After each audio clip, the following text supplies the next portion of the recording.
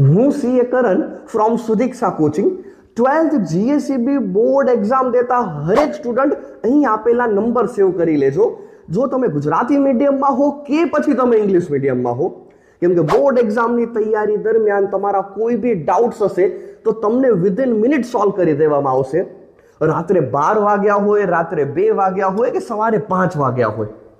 Sir સવાલ યાદ નથી રહેતું તો તમને મેમરી ટેકનિક સાથે સવાલ યાદ રખાવી દઈશ. સર કન્સેપ્ટ સમજાતું નથી તો વિથ કન્સેપ્ટ ક્લેરિટી તમને સમજાવી દઈશ.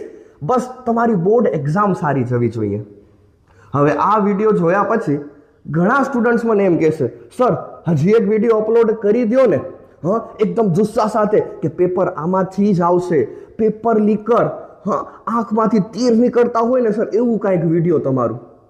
અરે વાલા, આ વસ્તુ દરેક લોકોને ખબર છે.